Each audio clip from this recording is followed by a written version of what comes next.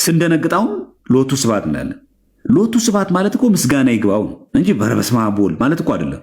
ሎቱ ስብሐት ማለት ምስጋና ይግባው ማለት ግን ያ በተለምዶ ሎቱ ስብሐት ለድንጋጤ እንጠቀመዋል። ደንግጠን እግዚአብሔር ምስጋና ይገባዋል እያለን ነው። ጥሩ እንደዛ ምናምን ከሆነ ጥሩ አማኝ ነን ማለት ታላቅ እምነት አለን ማለት። ስንደነግጥ እግዚአብሔር ክብር ይግባው ምንል ከሆነ ማለት ሰው ሲደነግጥ እና ያቺ ፍሬ ከርሲኪ ማለት የማህፀንሽ ፍሬ ማለት እንጂ ተራ ወሬ ማለት አይደለም። እና ደብተራ ማለት ሲጀመር ራሱ ጥንቆላ ማለት አይደለም፣ ድንኳን ማለት። ይህንን በአማርኛው እዚህ ላይ ስትቀይሩ ታገኙታላችሁ። ምንድን ፊተኛይቱን ድንኳን ነው። ስለዚህ ይህን መጽሐፍ ቅዱስ በሚገባ አንድ ሰው ካልተረዳውና ካላወቀው ስለ ደብተራ የመተንተን አቅምም ሞራልም የለው።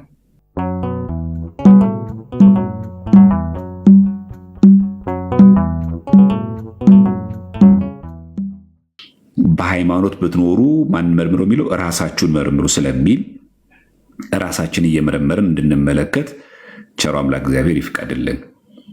እግዚአብሔር ከፈቀደ ይሄ መጽሐፍ የመጽሐፈ ሲኖዶስ ዘሐዋርያት የተባለው የሐዋርያ ሲኖዶስ መጽሐፍ በተመለከተ 5 መጽሐፍ አግኝተናል። እሱን አንድ የበረከት ስራ እንሰራበታለን። እሱ መጨረሻ ይነግራችኋለሁ። አሁን ወደ ትምህርቱ እንግባ። የሐዋርያት የመጽሐፈ ሲኖዶስ የሐዋርያት ትእዛዝን በተመለከተ ባለፈው ጊዜ የተወሰኑ ነጥቦችን እየተመለከትን ነበረ። ዛሬ ደግሞ ከዛ የቀጠለውን ክፍል ደግሞ እንመለከታለን።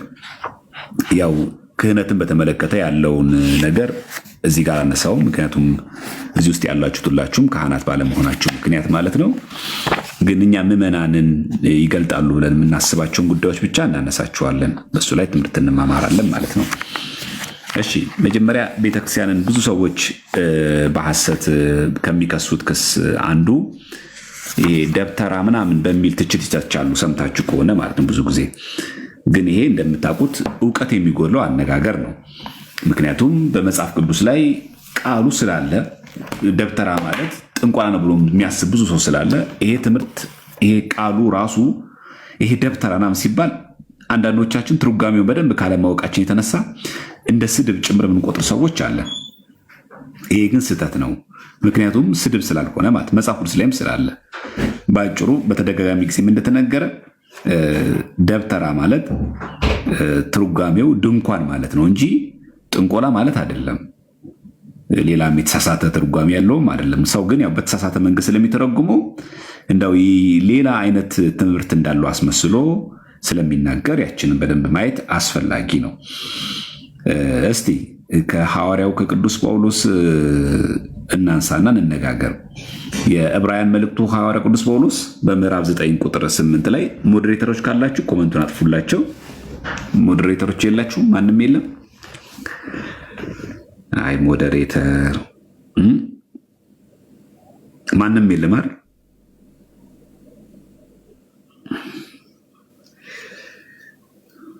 እሺ ኮሜንት አጥፉላችሁ ካላችሁ፣ እሺ ኮሜንት አጥፉላችሁ።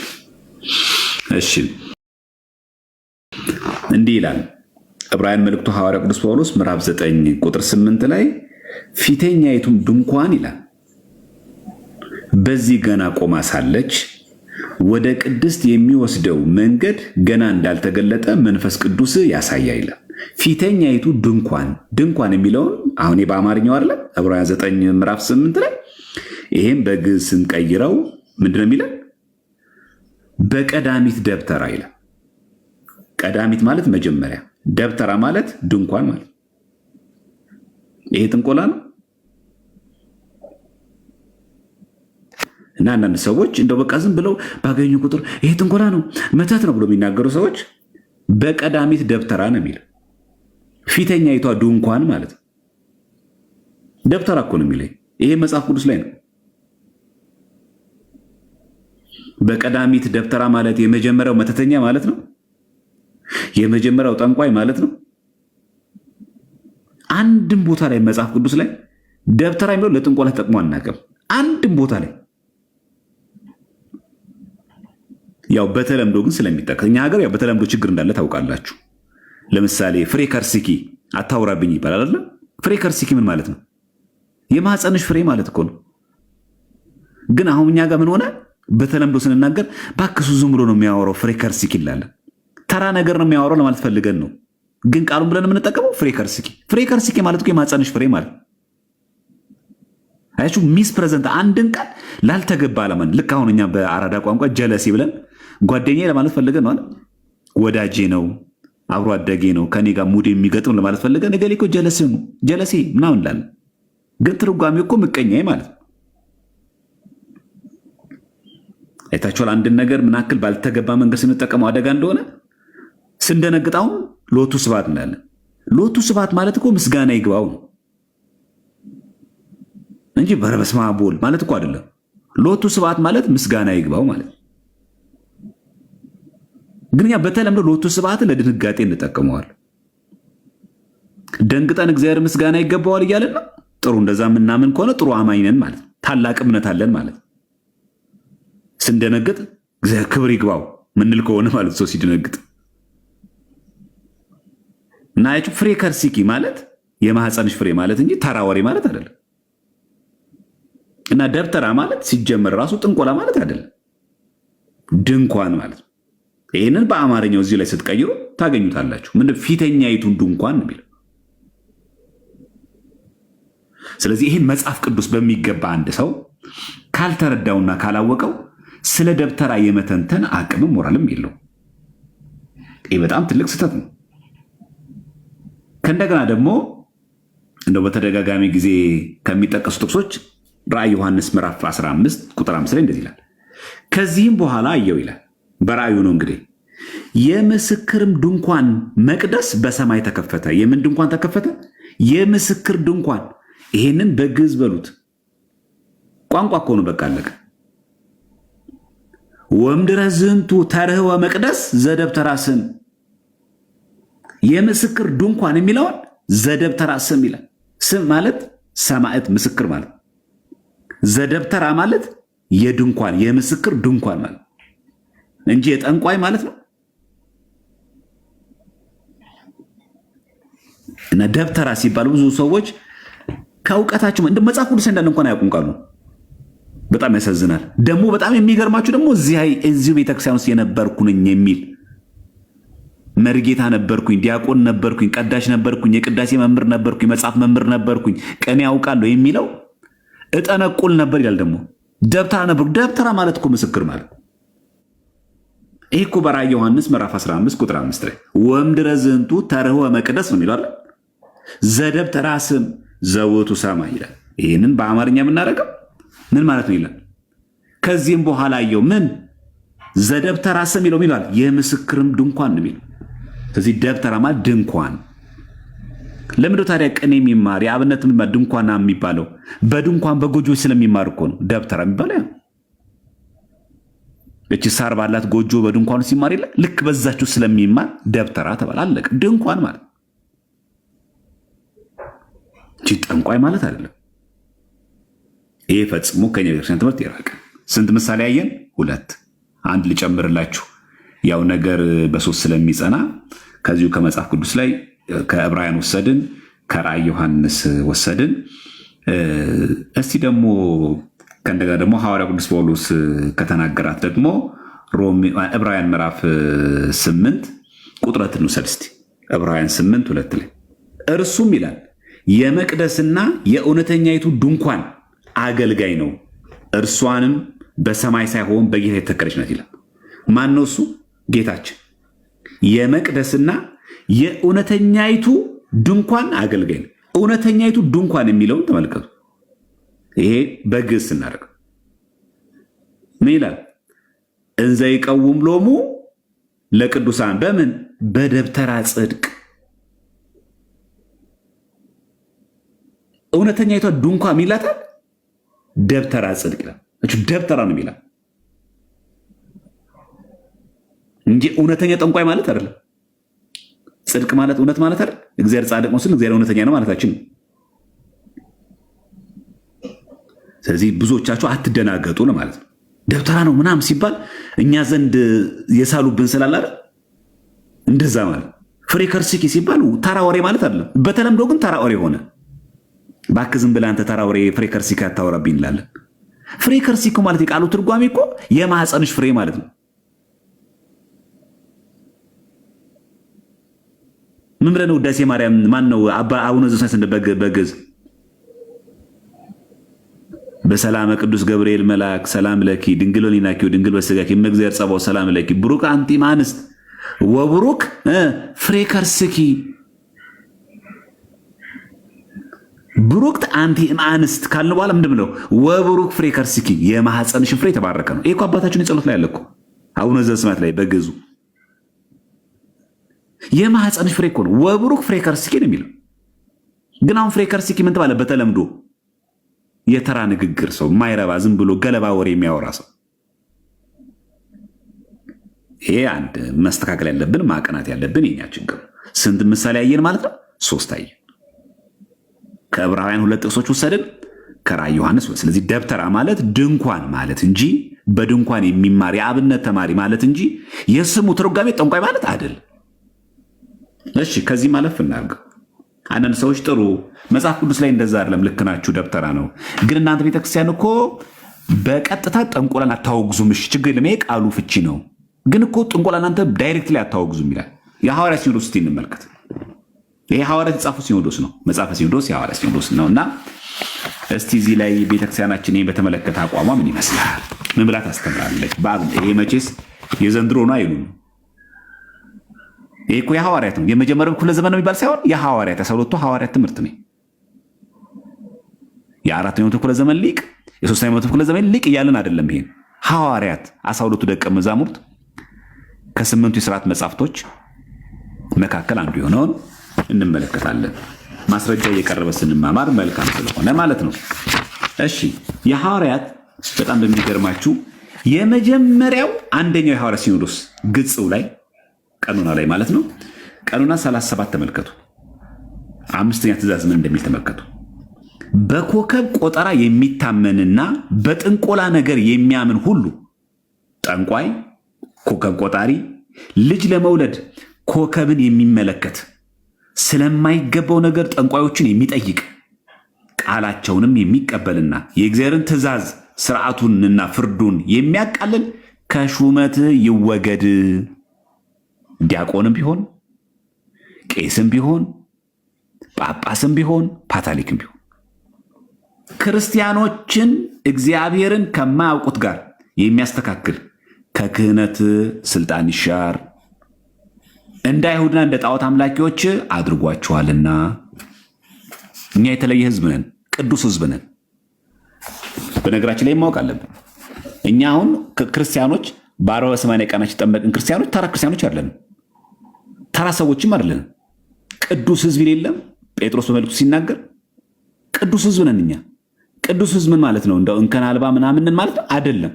ምን ማለት ነው ግን? ፈሪሃ እግዚአብሔር ያለን ማለት ነው። ይሄንንም በአንደኛ ጴጥሮስ መልእክቱ ተመልከቱ። ምዕራፍ 2 ቁጥር 9 ላይ እናንተ ግን አለ ከጨለማ ወደሚደነቅ ብርሃኑ የጠራችሁን የእርሱም በጎነት እንድትናገሩ የተመረጠ ትውልድ፣ ከትውልድም የተመረጠን። ትውልድ ሁሉ የተመረጠ አይደለም። አሕዛብም እኮ ትውልድ ናቸው፣ ግን የተመረጠ ትውልድ፣ የንጉሥ ካህናት፣ ከእንደገና ቅዱስ ህዝብ። ህዝብ እኮ አለ፣ ግን ይሄ ቅዱስ ህዝብ ነን እኛ፣ የተለየ ህዝብ ማለት ነው እንጂ እንደ ጳውሎስ እንደ አቡነ ተክለ ሃይማኖት ንጹሐን ቅዱሳን ማለት አይደለም። ክቡር ልዩ ነው። ካላመኑ የተለየን አማንያን፣ ካልተጠመቁ ተለይተን የተጠመቅን፣ ካልቆረቡት የተለየን የቆረብን ቅዱስ ህዝብ ይልና ለርስቱ የተለየ ወገን ናችሁ ይላል አንደኛ ጴጥሮስ ምዕራፍ 2 ቁጥር 9። ስለዚህ እኛ አንተካከልም ከአሕዛብ ጋር። ህዝብ ናቸው፣ አዎ ህዝብ ናቸው። እኛ ግን ምንድን ነን? ቅዱስ ህዝብ፣ የተለየ ህዝብ ነን። በስመ ሥላሴ ተጠምቀናል፣ ስጋው ደሙን ተቀብለናል። ወልደ እግዚአብሔር ሕያው ወልደ ማርያም ስጉል እናምናለን። አንተ የሕያው እግዚአብሔር ልጅ ነህ ብለን ቅዱስ ጴጥሮስ መሰከረው ምስክርነት የሰማይ አባቴ የገለጠልህ እንዳለው ያንን ምስክርነት አምነን ምን ክርስቲያኖች ምን እንቀሳቀስ ነን፣ ምን ኖርም ነን። ስለዚህ ቅዱስ ህዝብ ይላል። ስለዚህ በእኛ ቤተክርስቲያን ምን የተከለከለ ነው? 37ኛው ቀን ላይ በኮከብ ቆጠራ የሚታመንና በጥንቆላ ነገር የሚያምን ሁሉ። ስለዚህ አውደ ነገሥት የተወገዘ ነው። መስተፋቅር የተወገዘ ነው። አይቻልም። በቃ የተወገዘ ነው። ይሄን እኛ ነው የጻፍነው። የተሐድሶቹ መተተኛ አንተ ደብተራቶ እንኳ ምናምን ብለው ስለጮሁብን ነው የተጻፈው የመጽሐፍ ሐዋርያት የመጀመሪያ ክፍለ ዘመን አይደል? ይሄ በአፄ ዘርዓ ያዕቆብ ነው የተጻፈው። ያውም እኮ ይሄ ከ8ቱ የሐዋርያ ሲኖዶስ ውስጥ ስንተኛው ነው? አንደኛ የሐዋርያ ሲኖዶስ ግጹ ላይ ነው። አንቀጽ ስንት ላይ ነው? 37 ላይ 5ኛ ትእዛዝ ላይ በኮከብ ቆጠራ የሚታመንና በጥንቆላ ነገር የሚያምን ሁሉ ነው የሚለው። ጠንቋይ፣ ኮከብ ቆጣሪ፣ ልጅ ለመውለድ ኮከብን የሚመለከት ስለማይገባው ነገር ጠንቋዮችን የሚጠይቅ ቃላቸውን የሚቀበልና የእግዚአብሔርን ትእዛዝ ስርዓቱንና ፍርዱን የሚያቃልል ከሹመቱ ይወገድ ነው የሚለው። ስለዚህ እኛ ጋር ኦፊሻሊ ተወገዘ ነው። ስለዚህ ምን አየን? አንደኛ ደብተራ ማለት ጠንቋይ ማለት አይደለም፣ አንድ ድንኳን ማለት ነው ከስሙ። ሁለተኛ እናንተ ኦፊሻሊ ታወግዛላችሁ ወይ? ኦፊሻሊ ቤተክርስቲያን ትራ ይሄው ኦፊሻሊ ትምህርቱ አይደል አንቀጽ ያለው ያው አንደኛ ትእዛዛችን ይሄ ነው እንጂ እንዳው የሆነ ጊዜ ስንቀበለው ኖረን አይ ተሐድሶቹ እየጮሁ ነው ምዕመናን እንዳያጠፉብን ባካቾች ነገር እናስገባት ብለን አይደለም። ጥንቅቅ ያለች ቤተክርስቲያን ስለሰጠን እግዚአብሔር ስሙ የተመሰገነ። በቃ ያለቀለት ነው። ልድገሙ የመጨረሻ ጊዜ የሐዋርያት ሲኖዶስ አንደኛው ግጹ ማለት ነው አንቀጽ 37 ላይ የመጀመሪያ ሐዋርያት ሲኖዶስ ምን ተብሎ ይጠራል? ግጹ ነው የሚባለው። ከ8 የሥርዓት መጻሕፍቶች አንዱ አንቀጽ 37 ላይ 5ኛ ትእዛዝ ላይ በኮከብ ቆጠራ የሚታመንና በጥንቆላ ነገር የሚያምን ሁሉ ነው የሚለው። ማንኛውም ሰው የሚያምን ሁሉ ነው የሚለው። ከቅዱስ ፓትርያርኩ አንስቶ እስከኛ ድረስ ይደርሳል። እስከ ምዕመናን ከሊቅ እስከ ደቂቅ ሁሉ ነው የሚለው። ጠንቋይ፣ ኮከብ ቆጣሪ፣ ልጅ ለመውለድ ኮከብን የሚመለከት ስለማይገባው ነገር ጠንቋዮችን የሚጠይቅ ቃላቸውን የሚቀበልና የእግዚአብሔርን ትእዛዝ ስርዓቱንና ፍርዱን የሚያቃልል ምን ይሁን? ሹመት ይጨመርለት ነው የሚለው። መርጌታ ይሁን ነው የሚለው። ከሹመቱ ይወገድ እኮ ነው የሚለው። መጀመሪያ ምከሩትና አልመለስ ካለ አውግዙት እኮ ነው የሚለው። እንደው አድቫንስ አይሰጥም። ከሹመቱ ይወገድ። ምን የሚያደርግ? በኮከብ ቆጠራ የሚታመን በጥንቆላ ነገር የሚያምን ሁሉ ነው። እገሌ ወእገሊት የለም። አቶ ወይዘሮ የሚባል ነገር የለም። ብፁዕነታቸው አይነኩም የሚባል ነገር ማንም ቢሆን። ስለዚህ የእኛን ቤት አታጠልሹ። ጥንቆላ ጠነቁል ነበር ለምትል ሰውዬ አንተን ስትጠነቁ የነበርከው። የቤተክርስቲያኗን ትምህርት ቅርጥፍ አድርጌ በልቻለሁ እንደሆነ የሚጠይቀኝ የቤተ ክህነት ሰው ካለ ይኸው ይህን ትእዛዝ ለምን ጣስክ? አንተ ቤተ ክህነት የተማርክና ያደግክ ከሆንክ የቤተክርስቲያን ልጅ ከሆንክ ጠቅላይ ቤተ ክህነት እኮ ቤተ መዛግብት ላይ ያለኩን ይሄ ቤተ መጻሕፍት ላይብረሪ ላይ እኮ ጠቅላይ ቤተ ክህነት ላይ እኮ ይሄ መጽሐፍ እኮ አለ። በግዕዝም በአባን በብራና ነው ተጽፎ። የመጀመሪያው የሐዋርያ ሲኖዶስ አንደኛ የሐዋርያ ሲኖዶስ ይሄ ለምን አልተመለከትኩም? አንተ ለምን ጠንቋይ ትሆናለህ? መርጌታ ከነበርክ፣ ትክክለኛ ዲያቆን፣ ትክክለኛ ቄስ ከነበርክ፣ ትክክለኛ የቅኔ መምህር ከነበርክ ለምን ጥንቆላና ለምን ጥንቆላ ውስጥ ለምን የኮከብ ቆጠራ ውስጥ ለምን ትገባለህ? ማን መስተፋቅር ስራ አለ?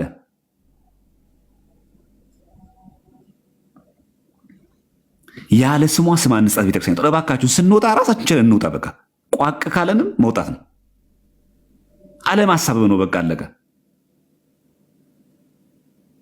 ደግሞ የሚያሳፍረው ደግሞ አድጌባታለሁ ኖሬባታለሁ እኔ ምን ልትለኝ ነው አላልንም። ይኸው በቃ በኮከብ ቆጠራ የሚታመን በጥንቆላ ነገር የሚያምን ሁሉ ጠንቋይ፣ ኮከብ ቆጣሪ፣ ልጅ ለመውለድ ኮከብን የሚመለከት ስለማይገባው ነገር ጠንቋዮችን የሚጠይቅና ቃላቸውን የሚቀበልና የእግዚአብሔርን ትእዛዝ ስርዓቱንና ፍርዱን የሚያቃልል የካደ እኮ አለ የሚለው የሚያቃልል ጠዋት ቅዳሴ ከሰዓት ደብረ ዘይት ጥንቆላ ቤት የሚሄድ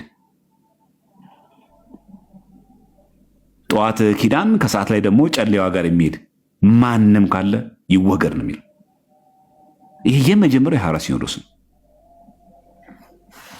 ስለዚህ ባልገባችሁ ነገር እኛ ቤት አትዘባርቁ። በቃ አልገባኝም ኦርቶዶክስን አልተረዳኋትም ነበር አንድ ነገር። አሁን በዘመነ ቲክቶክ ይሄ እኮ ነገር ሰው እኮ ገዝቶ ያነበዋል። ይሄ እኮ ዮሐንስ አፈወርቅ የጻፈው አይደለም። ይሄ እኮ ኢትዮጵያ ሊቃውንት የጻፉት እኮ አይደለም፣ ሐዋርያት ነው የጻፉት። ይሄ እኮ በጣም የሚገርማችሁ መጽሐፈ ሲኖዶስ ሐዋርያት 8 የሥርዓት መጽሐፍት ከሐዲስ ኪዳን ከ27ቱ ሐዲሳት ቀጥሎ 8 የሥርዓት መጽሐፍቶች አሉ አይደል? አንደኛው እኮ ነው። እዚህ መጽሐፍ ቅዱስ ላይ እኮ አለ 80ዱ ላይ የሚቆጠረው ይሄ 8 የሥርዓት መጽሐፍት እዚህ ውስጥ ላይ ነው። 27ቱ ላይ ይሄ 8ቱ ሲጨመር ስንት ይሆናል? 35 ሐዲሳት አይደል?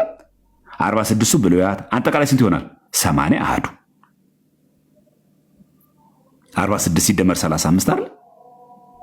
46 ሲደመር 35 80 አሐዱ 27 ሐዲሳት አሉ። እኚህ 8 የሥርዓት መጽሐፍቶች አሉ። ከ8ቱ አንደኛው ጥንቆላ የሚታመን ሰው የተወገዘ ይሁን ነው የሚለው፣ ይወገር ነው የሚለው። ታዲያ አንተ ከየት አመጣኸው?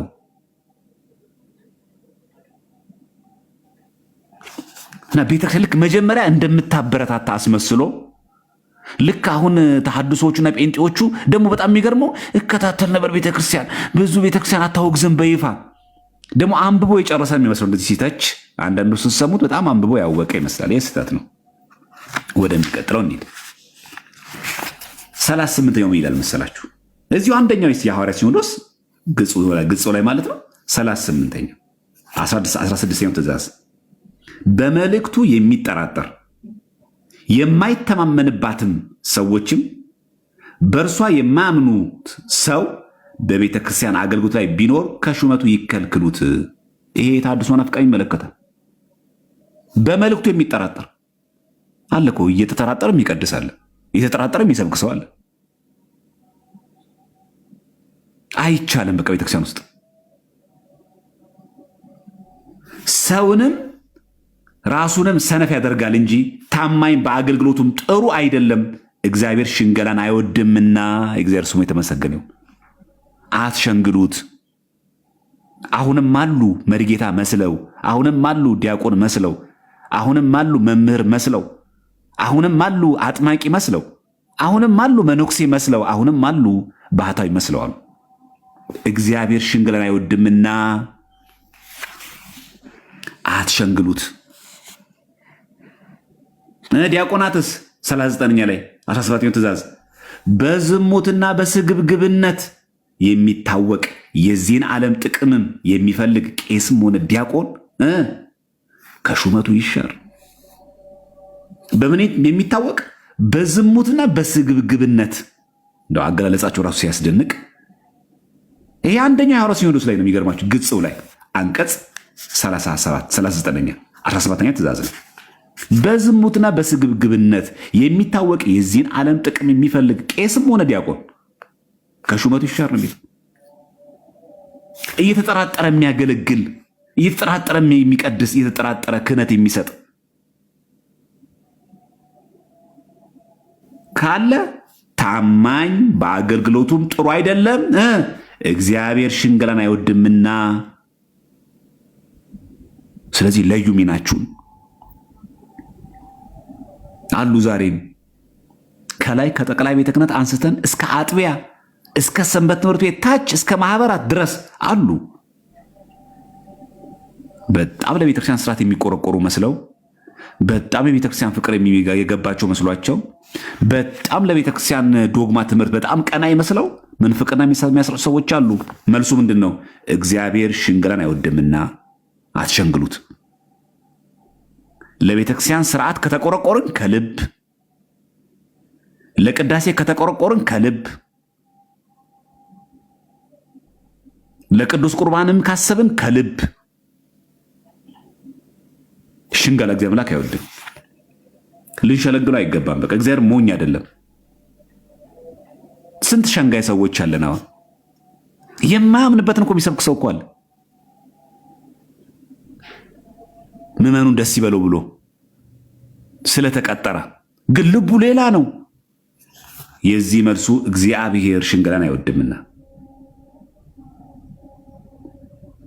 በተረፈ እዚህ የምትሰሙ ካላችሁ በዝሙትና በስግብግብነት የሚታወቅ እኮ ነው የሚለው። ጭራሽ የለም በስግብግብነትና በዝሙት የሚታወቅ ቄስም ዲያቆን የለም። የዚህን ዓለም ጥቅም የሚፈልግ ሰው የለም። ማን? ቄስም ሆነ ዲያቆን ከሹመቱ ይሻር። ገንዘብ አያስፈልግም አልተባለም።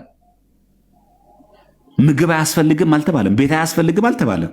ግን በምን እንደሚታወቀው ትዳር አያስፈልግም አልተባለም። ግን አትዘሙት፣ ወይ መንኩስ ወይ አግባ።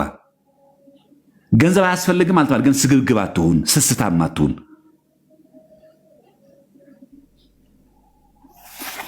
ቁርጥ ያለ የሐዋርያት ትምህርታችን ይሄ ነው። በዚህ አጋጣሚ ሰው ላይ ጣታችን ከመቀሰራችን በፊት በቅስናና በድቁና ያለ አገልጋይ መጀመሪያ ራሱን መስሎ መሆን አለበት። እኔ ስግብግብ አይደለሁም፣ ግን ዲያቆን ነኝ። እኔ ከዝሙት ርቅ ያለው፣ እኔ ከስግብግብነት ርቅ ያለው ራሴን ማየት አለብኝ። ሌሎች ዲያቆናቱ ልክ እንደዚሁ። ሁለተኛ ብልጣ ብልጥ የሚመስሉ ሰዎች የሉም። ከላይ ያለው ደግሞ ይሄ በውሸት የሚያገለግሉ አሉ። በቃ ከወጣን መችስ እንጀራ ያለ ደሞዝ ያለ ብለው ግን ሐሳባቸው ፕሮቴስታንታዊ ነው። ይኸው ትእዛዙ ይከለክላቸዋል። የሐዋርያት ትእዛዝ እግዚአብሔር ሽንገላ አይወድምና እንደው ከሹመቱ ይከልክሉት እኮ ነው የሚለው አለ ማለት ነው። አይታቸው እንደዚህ አይነት ሰው አለ ማለት ነው። ምን የሚል በመልእክቱ የሚጠራጠር አለ። በሐዋርያት መልእክት፣ በአበው ትምህርት፣ በቅዱሳት መጽሐፍት፣ በቅዱስ ትውፊት የሚጠራጠር አለ።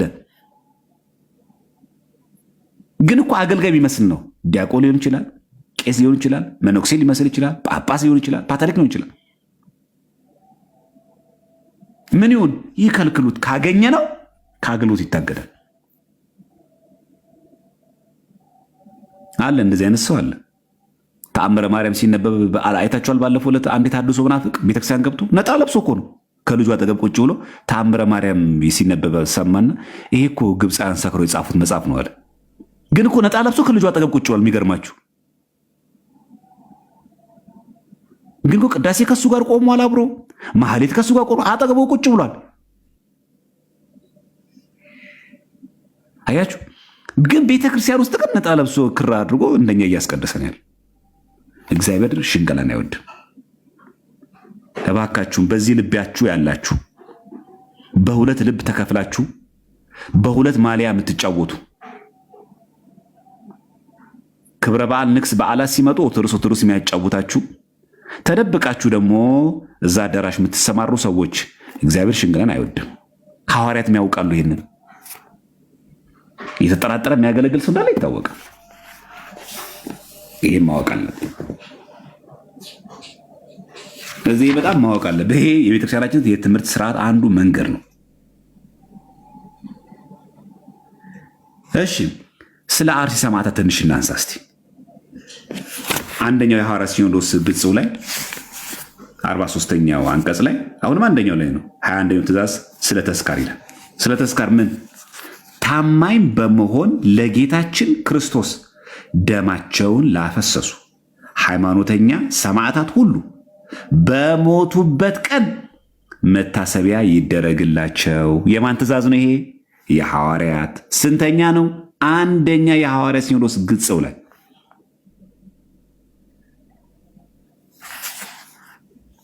አታሽቃብጡ ለሚሉ ሰዎች ስለ ሰማዕታት ሲነገር በቃ አንዴ ሞቱ አይደል እንዴ በቃ ምንድነው የምታላዝኑት የሚሉ ሰዎች፣ ምንድነው የምታካቡት ለሚሉ ሰዎች 43ኛው የሐዋርያት ሲኖዶስ ትእዛዝ የሚያዘው ይሄንን ነው። ምን የሚል ነው? የሐዋርያት አንደኛ ሲኖዶስ ግጽው ላይ ማለት ነው 43ኛ 20ኛ ትእዛዝ ስለ ተስካር ታማኝ በመሆን አለ ለጌታችን ክርስቶስ ደሳይም ገለጻቸው ራሱ ደማቸውን ላፈሰሱ ሃይማኖተኛ ሰማዕታት ሁሉ በሞቱበት ቀን መታሰቢያ ይደረግላቸው። ተስካር ማለት ይሄ ነው።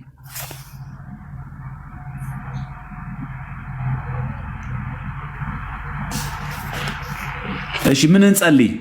44ኛው 22 ትእዛዝ ዝም ብሎ ይናገራል ስለ ጸሎት ስርዓት። በዳዊት መዝሙር በሌሊትና በቀን ጸሎት ያብዙ።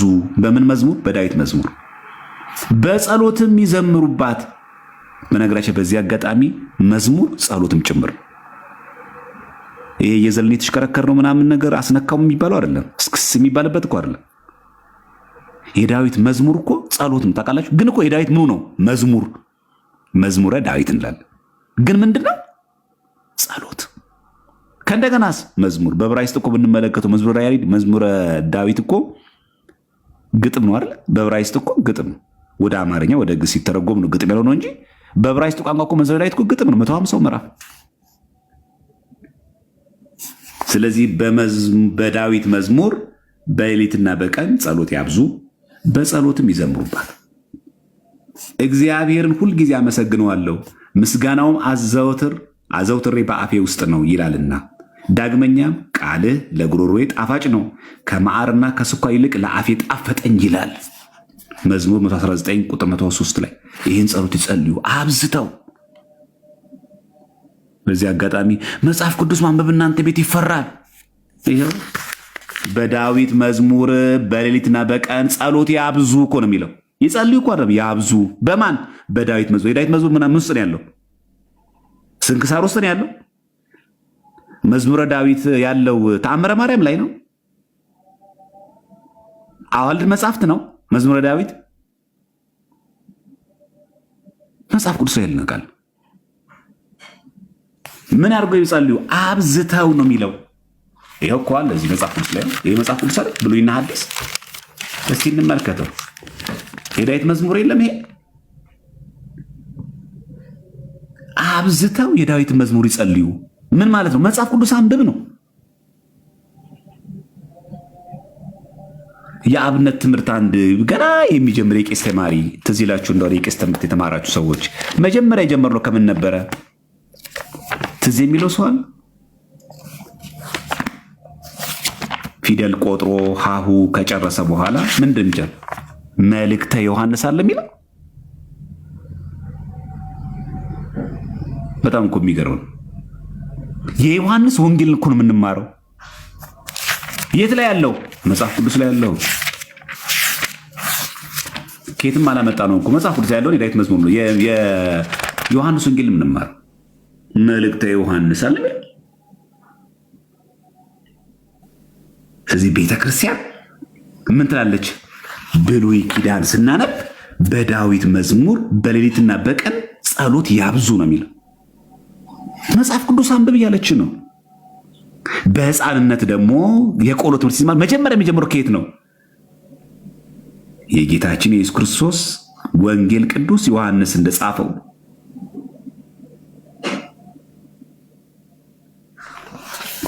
እና ቤተክርስቲያናችን መጽሐፍ ቅዱስ አንብበዋ ልክ አሁን ልክ የተነሳ አስመስሎ ለማቅረብ የሚሞክሩ ሰዎች በጣም አደገኛ ነው።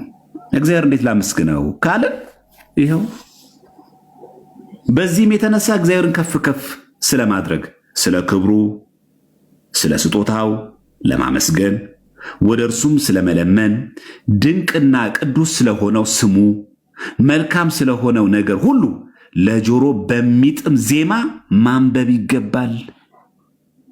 ዳግመኛም በምስጋና ስለመጠመድ፣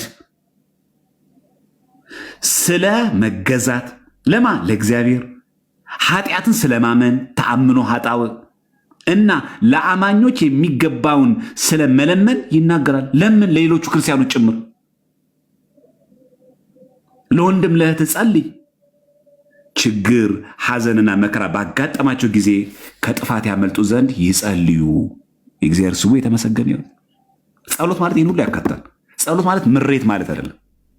ጸሎት ሪፖርት አይደለም። ጸሎት ማለት ማላዘን ማለት አይደለም። ጸሎት ማለት ይሄ ነው። የዳዊት መዝሙር አብዝተን እንጸልያለን። ከዛ በዚህ የተነሳ በደንብ ስሙ። እግዚአብሔርን ከፍ ከፍ ስለማድረግ የሚጀመሩ ከምስጋና ነው። እግዚአብሔር አመስግኑት። በቃ ከፍ ከፍ ስለማድረግ ስለምኑ? ስለ ክብሩ፣ ስለ ስጦታው ለማመስገን፣ ወደ እርሱም ስለመለመን፣ ድንቅና ቅዱስ ስለሆነው ስሙ፣ መልካም ስለሆነው ነገር ሁሉ ለጆሮ በሚጥም ዜማ ማንበብ ይገባል። እግዚአብሔር እንደዚህ ብላችሁ አመስግኑ የምትለው ቤተክርስቲያን ይሄ የማን ትእዛዝ ነው? አንደኛው የሐዋርያ ሲኖዶስ ግጽው ላይ ነው። ዳግመኛም በምስጋና ስለመጠመድ ተጠመዱ። በምስጋና በምሬት አይደለም፣ በማማረር አይደለም ያለው፣ በቀቢጸ ተስፋም አይደለም። ዳግመኛ በምስጋና ስለመጠመድ ስለ መገዛት፣ ኃጢአትን ስለማመንና ለአማኞች የሚገባውን ስለመለመን ይናገራል። ምን ጸልየው? በጸሎት በምስጋና ተጠምደን። በምን? በምስጋና። ምንም ነገር ልመና እናቅርብ፣ ግን መጀመሪያ ምስጋና። እንደውም በምስጋና ተጠመዱ እኮ ነው የሚለው። ተገዙ ስለመገዛት፣ ኃጢአትን ስለማመን። ሲጸልይ እንዲህ ብሎ የሚጸልይ ሰው አለ ከኛ መካከል? በድያለሁ ነው ይቅር በለኝ የሚል ሰው አለ? ገና እኮ ስንጀምር እኮ እኛ እንደው እግዚአብሔር ግን አለህ ግን ስንት የለመንኩ እመቤቴ ሆይ አትሰሚም ግን? የአንዳንዶቻችን ጭምር ዛቻ አለበት። ይሄ ማታረግ ከሆነ ክርን በጥሼ ነው የምወጣው፣ ይሄ ማታረግ ከሆነ አልመጣም፣ ይሄን ማለት ማታረግ ከሆነ አላስቀድስም፣ ይሄን ማለት ከሆነ አላስቀድስም። ዛቻ እኮ ያለበት አለ የኛ ጸሎት። ግን ምን ብለን ማለት መጸለይ ያለብን? ኃጢአትን ስለማመን በድያለሁ ነው ይቅር በለኝ በሉት ክርስቲያኖች። ሁሌ በጸሎታችን አትርሷት እስቲ። ኃጢአትን ስለማመን ማለት ያለ አሳዝኛለሁ ነው ይቅር በለኝ፣ እኔ በደለኛ ነኝ ይቅር በለኝ በሉት። ለአማኞች የሚገባውን ስለመነመን ወንድሞቼን ጠብቅልኝ፣ እህቶቼን ጠብቅልኝ፣ በጸሎታቸው አስበው አትርሱ ያሉትን እህቶች ወንድሞችን ጠብቅልኝ ማለት ያስፈልጋል። ከእንደገና ችግር ሐዘንና መከራ ባጋጠመን ጊዜ ይኸው ጸልዩ። በችግር ጊዜ ጸልዩ አልተባለም። ግን መጀመሪያ በምን መጠመን ያስፈልጋል? በምስጋና። መጀመሪያ እንገዛለት፣ ስለመገዛት መጀመሪያ ሀያታችን እንመንለት። በድያለሁ አሳዝኛለሁ እንበለው። ለወንድሞች ለወገኖች እንጸልይ። ከዛስ ችግር ሐዘንና መከራ ባጋጠመን ጊዜ ከጥፋት ያመልጡ ዘንድ ይጸልዩ ይላል። አሁን ይቻላል። ግን መጀመሪያ ሲያመስግነው እስቲ ተገዛለት። እገዛልሃለሁ እግዚአብሔር ሆይ በለው። በድያለሁ ይቅር በለኝ በለው። ስለ ወንድሞች ስለ ወገኖች ጸልይ። ከዛ ስለገጠመ ችግር፣ ስላጋጠመች ችግር፣ ስላጋጠመን ሐዘን፣ ስለ መከራችን ባጋጠማቸው ከጥፋት ያመልጡ ዘንድ ይጸልዩ። ጸሎት ማለት ይሄ ነው። የማን ነው ይህ ትእዛዝ? አንደኛው የሐዋርያ ሲኖዶስ አንቀጽ ስንት ላይ? 44 ሐዋርያ ትእዛዝ። ግልጽ ነው። ታሪያች መጽሐፍ እንዴት ትመስላችኋለች? ሁላችን ልናነባት አይገባም? ቤተክርስቲያን እናውቃታለን። በተለይ ውልደ ክህነት፣ ዲያቆናት፣ ቀሳውስት፣ መነኮሳት፣ ሊቃነ ጳጳሳት በሙሉ እናውቀዋለን። ይህን ግን ምዕመኑን እንተወውና እኛ እንደዚህ ነው የምንጸልየው። ጸሎታችን እኮ አንዱ እንዳይደመጥ ካደረጉት ነገሮች እኮ ይህን እኮ ባለማወቃችን እንዴት እንደሚጸለይ እንኳን አናውቅም። እኛ የጎደለን ነገር ከተሟላች በኋላ እብስ በቃ ቅዳሴው አይመለከተንም። እንደው በመንገድም ስናልፍ ቤተክርስቲያን ላይ ጤና ይስጥልን በደንብ እንኳን አነሳለም። ዝቅ ብለን እኮ ጎንበስ አናደርግም እኮ ወገባችንም አንገታችንም እኮ ዝቅ አይልም። ተቀጠርና ትላንትና እኮ ስራ ለመቀጠር ከቤተክርስቲያን እኮ አንወጣ የምንል ሰዎች ነን። የቤተክርስቲያን ዛፉን ተደግፈን ቅጽሩን ተደግፈን እየየ ብለን የምናለቅ ሰዎች እኮ ነን። አረ ቅዳሴው አልቋል ወደ ቤት አትሄጂም እንዴ እስክንባል ድረስ። አሁንማ ስራ አገኘና፣ አሁንማ ገባና፣ አሁንማ ወለድና፣ ስንቸገር ደግሞ መሄድ ደግሞ ወየው። ጸሎታችን እንዲደመጥ እናድርገው ክርስቲያኖች። በራሳችን እጅ እግዚአብሔርን አናሳዝነው። ይሄ መጽሐፈ ሲኖዶስ ሐዋርያት። እዚህ ቤተክርስቲያናችን በጥንቆላ ጉዳይ ላይ አቋም ወጥ ትምህርት የላትም። እንደው ስሙን ዝም ብላ ነው በማወግዝ የሚለው የሚናገሩ ሰዎች ፍጹም ስህተት ነው። ስለዚህ ደብተራ ማለት ምን ማለት ነው ብለናል? ድንኳን ማለት ነው። ሁላችሁም በደንብ አቅጣጫችሁ ያዙት። ደብተራ ማለት ድንኳን ማለት እንጂ ጠንቋይ ማለት አይደለም። እንደዚህ ብሎ ያስተማረው ማን ነው ነው ጥያቄያችን። ማን ነው የተናገረው? እንደዚህ አይነት ትምህርት እኛ የለንም። የተሳሳተ ነው፣ ከራሱ ያመነጨው ነው። ቤተክርስቲያናችን እንደዚህ አይነት ትምህርትም አስተምራም ተናግራም አታውቅም። እንደዚህ አይነት ትምህርትም የለንም እኛ። በቃ የተከለከለ ነው። በእኛ ቤተክርስቲያን ላይ ጥንቆላ፣ መተት ምናምን ነገር ሁሉ የተከለከለ ነው ፈጽሞ ማለት ነው። በነገራችን ላይ ይህንን ትምህርት እኛ የተማርነው ትምህርት ሰለስቱ ምዕትም አስተምረውታል፣ ሐዋርያትም አስተምረውታል። ጠንቋይ ቤት እንዳንሄድ፣ ወደ መተት እንዳንሄድ በደንብ አድርገው ሐዋርያት ከዛ ደግሞ ሰለስቱ ምዕትም በመጽሐፋቸው በቀኖናቸው ሃይማኖት አቡነ አጽፈውልን እናገኛለን። በጣም ነው የሚገርመው። እስቲ ላሳያችሁ የሐዋርያ ሰለስቱ ምዕት። ይሄ ሰለስቱ ምዕት ነው፣ ሃይማኖተ አበው ማለት ነው። ይኸው የ318 ሊቃውንት በኒቄ የተሰበሰቡት ማለት ነው። ምዕራፍ 21 ተመልከቱ፣ ቁጥር 1 ገንዘብ ብር የምትወድ አትሁን ይላል። አያስፈልግም አይልም። ገንዘብ የሚያስፈልግ ሰው አትሁን አይልም። ገንዘብ ብር የምትወድ አትሁን። ገና አንደኛው ላይ ነው። ወርቅ ብር ልታደልብ አትውደድ፣ ለኑሮህ፣ ለልብስህ፣ ለምግብህ የሚበቃ ያህል በመጠን ይሁን እንጂ። ለምንህ? ለኑሮህ፣ ይኸው ለልብስህ፣ ከእንደገናስ ለምግብህ የሚበቃ ያህል በመጠን ይሁን እንጂ ገንዘብን የሚወዱ እግዚአብሔርን ደስ ማሰኘት አይቻላቸውምና። ፈጽመ ንግድ እንዳትነግድ እንዳታስነግድ አውቀ ተከልከል። ምን ማለት ነው? ይሄ ማጭበርበር ያለው ይሄ በአቋራጭ ለመነገድ ሞክረ ማለት እና ለማግበስበስ ያልተገባ ጥቅምን ያልተገባ ሀብት ለመሰብሰብ አታርገው። ከዚህ ዳሩ በጣም የሚገርማችሁ ነገር ደግሞ አለ። ዓለማውያን ሰዎች ያል ቁጥር 4 ላይ ይህን ተመልከቱ እናንተ። ዓለማውያን ሰዎች ቢነግዱ ይላል የሚያስነቅፋቸው ከሆነ መነኩሴ ሲነግድ ሲያስተናግድ ቢገኝማ ምን ያህል ያስነቅፈው ይሆን? ያ ማለት በአቋራጭ ለመክበር ፎርጅድ ዕቃ እያመጣ ባልመጣበት ዋጋ እየሸጠ ያለ ምዕመንን የሚያስነቅፍ ከሆነ መነኩሴማ ነጋዴ ቢሆንማ እንደዚህ ቢያጭበረብርማ እንዴት ያሳፍራል ይለናል። በጣም የሚገርሙ ስለታምኑ ኃጣው ደግሞ ተመልከቱ። ቁጥር 12 ተመልከቱ። መልከ ክፉ ነው ብለህ ሰውን አትናቅ። ቁጥር ስንት ላይ ነው? 12 ነው። ምን ነው ብለህ መልከ ጥፉ ነው ብለህ ሰውን አትናቅ። ምንንቅ ሰዎች የለንም በመልክ የሆነችዋን ስናይ እኔ እኮ ደስ ትይኛለሽ ትመችኛለሽ ምንል እኔ እኮ ትመቸኛለህ ምን መልከ ክፉ ነው ብለህ ሰውን አትናቅ፣ አታቃልል። አለባበስህ በጥንቃቄ ይሁን። የማን ሲኖዶስ ነው? የማን ትእዛዝ ነው? ሃይማኖተ አበው ላይ የሰለስቱ ምዕት ማለት ነው። አለባበስህ በጥንቃቄ ይሁን ካለ በኋላ በሰው መካከል ሳለ ቀጭን ሸማ በላዩም ከደጋግ ወይ ደግሞ ከጻድቃን ሰዎች ልብስ ወገን ደርበ አትልበስ። ምን ማለት ነው? የሆነ ተርኤው አታሳይ።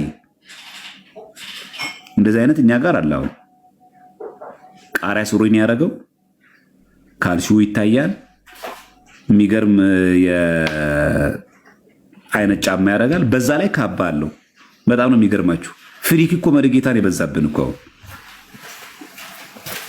የሚያደርገው ጥምጣም ተመልከቱት። እዚች አውራ ጣቱ ላይ ቀለበት አለች። እዚች ይችኛው ላይ ጠቋሚ ጣቱ ላይ ቀለበት አለች። እንደዚህ አይነት ሰዎች አልገጠሟችሁ? እዚህ ጫፉ ላይ ደግሞ ጥፍሩን አሳድጓል። እዚህ አንገቱ ላይ ደግሞ ተነቅሷል። ግን ቀዳሽ ነው ያደረገው። ካባ ነጠላ ምናምን ጥንግ ድርብ ብድግ ትንሽ ከስር ከፍ ቢል የተቦጫጨቀ ሱሪ አድርጓል። ሱሪው ራሱ ከእግሩ ላይ ጥብቅ አድርጎታል። ሚላሉ ግን ሐዋርያት ሰለስቱ ምዕት አለባበስ በጥንቃቄ ይሁን ካለ በኋላ በሰው መካከል ሳለ ቀጭን ሸማ በላዩ ከደጋግ ማለት ከመርጌቶቹ ከአብነት መምህራን ከጥምጣማቸው ከካባቸው ከቆባቸው ለመካፈል አታክት፣ አታስመስል፣ ሾ አታርገው። ሃይማኖተ አበው ነው ያለ የሚጻፍኩት የሰለስቱ ምዕት ሃይማኖተ አበው ይቀጥላል። ቁጥር 23 ኃጢአትን እያሰብክ ታለቅስበት ዘንድ በውስጥም የምትለብሰው ሰቅ ማቅ ቢኖር ዋጋ እንዳይቀርብ ለሰው በግልጥ እንዲታይ አታድርግ። ያ ማለት ማቅ የሚለብሱ ሰዎች አሉ። ሰው እንዲያይ አታድርገው። ቁጥር 14 ላይ የራስህን ፀጉር አታሳድግ፣ ይህን ስራ ሐዋርያ ነቅፈዋልና፣ ራስህን በላጨህ ጊዜ ከጽምህ አትንካ፣ አትላጭ፣ ከፀጉርህ በአንተ ላይ ጌጥ፣ ጋሜ፣ ቁንጮ አትተው። ባላቶሊ ምናምን የሚባል ነገር የለም። ኖርማል ሎቲ ማድረግ አይቻልም። በአንተ ላይ ጌጥ፣ ጋሜ፣ ቁንጮ አትተው። የራስን ፀጉር ምን አትበል፣ አታሳድግ።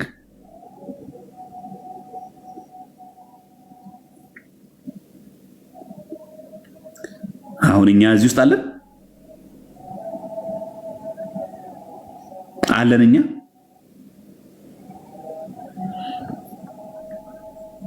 እና በጣም የሚገርም ነው። የሐዋርያት ሲኖዶሱን ይህን ብትመለከቱ ሁላችሁ በጣም ነው የምትገረሙት።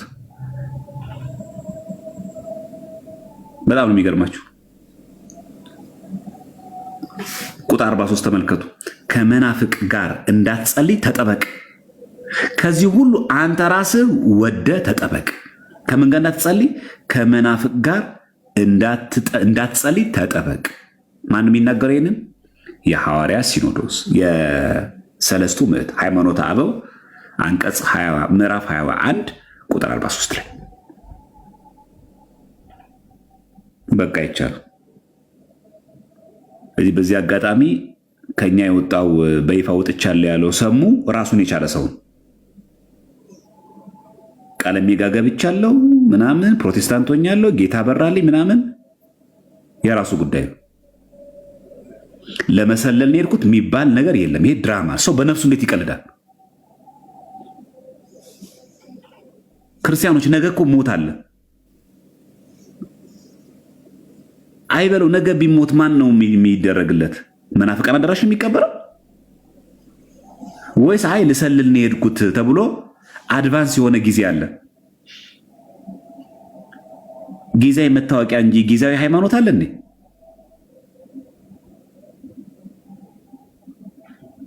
በነፍሳችሁ አትቆምሩ። በቃ ራሱን ችሎ የሄደ ሰው ነው።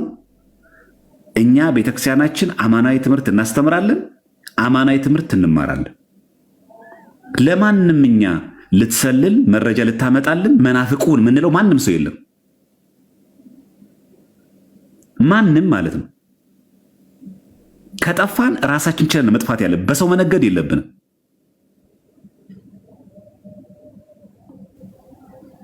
ስለዚህ ሙሉ ሰው ነው። ራሱን ችሎ የወጣ ሰው ነው። ሕፃን ልጅ አይደለም። ከ18 ዓመት በላይ የሆነ ሰው አይኑ እያየ ጆሮ እየሰማ በዚህ ዘመን ያውም በዚህ ክፍለ ዘመን ፕሮቴስታንት እንኳን ለቆመበት ሃይማኖት እንኳን ለመናገር በሚያፍርበት በዚህ ዘመን ፕሮቴስታንት ሆኛለሁ ብሎ ያውም ደግሞ ዕለት በዕለት ቤተክርስቲያንን ከሚያዋርና ከሚያቃልል ሰው ጋር ቤት ላይ መገኘት እጅግ በጣም ያሳፍራል።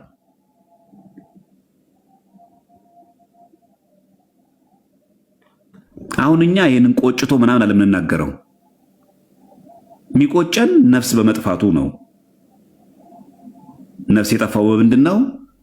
ከኦርቶዶክስ እምነት አንድ ሰው ክር ሲበጥስ ነፍሱ ጠፍታለች፣ ሞታለች። ለቤተክርስቲያን ግን አዲስ ነገሩ አይደለም። ፓትርያርክ የሆነው ንስጥሮስን ተወግዟል። ሰሙ ዲያቆንም አይደለም እኮ።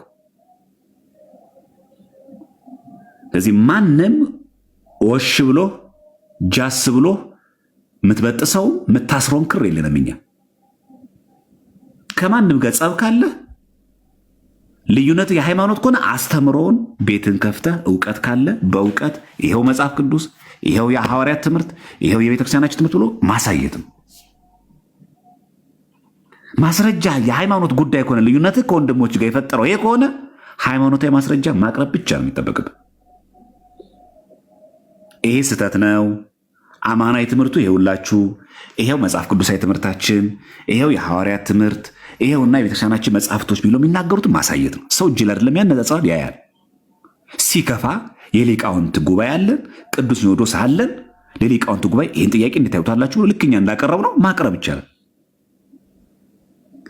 የትኛው የተሐድሶ መናፍቅ ጆብራ፣ የትኛውን አለሌ፣ የትኛውን ጨፋሪ፣ የትኛውን በሁለት መንገድ የሚነግደውን ሰው ለመያዝ ነው ክር በጥሼ ልሰልል የሄድኩት የሚባለው? በቃ ኦፊሻሊ አምኜበት ከሆነ አምኜበት ነው ሰው መናገር ያለበት። ላይፍ ሲገቡ ፕሮቴስታንት፣ በግል ሲጠየቅ ደግሞ አይ እንዲሁ መረጃ እኮ ላመጣ ፈልጌ ነው የሚባል ነገር የለም። ሃይማኖት ላይ አይቀለድም።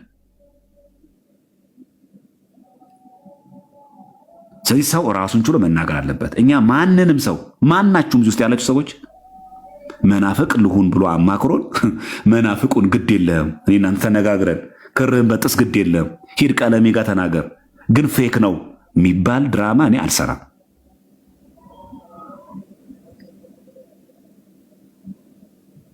ለሰዎች ሁሉ የምመክረው በስድብ አታርገው፣ በነቀፌታ አይሁን፣ መረጃና ማስረጃ ብቻ እያቀረባችሁ ተማማሩ ነው አለቀ እንጂ እዚህ ቲክቶክ ላይ የሚያገለግሉ ወንድሞቼ በማሮኝ ቁጥር ክሬም በጥሻለሁ። ዝና ፍለጋ ነው፣ ትኩረት ፍለጋ ነው። ይሄ እኮ ራሱ እኮ የሰለስቱ ምዕት እኮ ሲኖዶስ የሐዋርያት እኮ እግር የተተኩት 318ቱ ሊቃውንት በሃይማኖት አበው ላይ ምንድን ያሉ? ከመናፍቅ ጋር እንዳትጸል ተጠበቅ ነው የሚሉ። በቃ አለቀ። እንኳን ክር በጥሰ ቀርቶ መናፍቅ ጋር ሄደ ከጸለቅ የተወገዘ ትምህርት ነው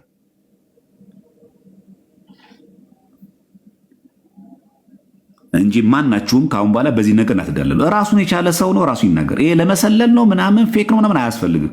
ርዕስ መስጠትም አያስፈልግም። ርዕሳችን መቀየርም የለብንም። አሁን እዚህ ጋር ማነሳላችሁ እንዳትደነጋገሩ ብቻ ነው። እሺ እንዳትሰነካከሉ ብዬ ነው። ልከኛ ጋር ተማክሮ ክር የበጠሰ መስሎ ለሚነግራችሁ ሰዎች እንዳትታለሉ ነው። እሺ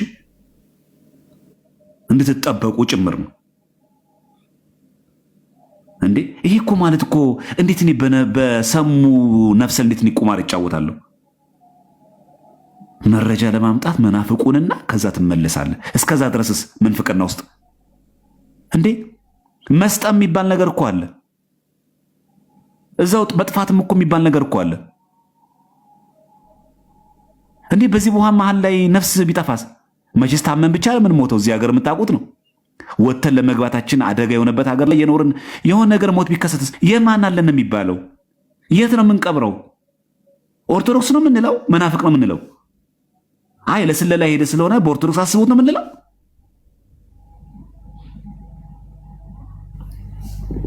ስለዚህ ሰው መናገር ያለበት አምኜበት ነው፣ ያስኬዳል። በቃ አለቀ።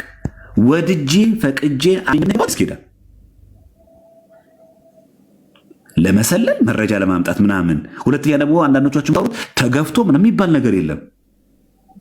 እሱ ብቻ ለሚሰደው ማናችንም እንሰደባለን ስለማይጠቅማችሁ እንጂ። በኢንቦክስ ነው ሙልጭ አድርጎ የሚሳደቡ ሰዎች እኮ አሉ እዚሁ ላይ እኛ ኦርቶዶክሶች ሆነው። አንድ ቀን እኔ ኢንቦክስን ከፍቼ አሳይቻችሁ አላቅም። ስድቡን ስለማያነጻችሁን ይጠቅማችኋል። ስለማይጠቅማችሁ እንጂ ምን ያደርጋል እዚህ በማይጠቅማችሁ ነገር ላይ ጊዜ አትግደሉ። በቃናት በሚጠቅማችሁ ነገር ላይ ብቻ ጊዜ አጥፉ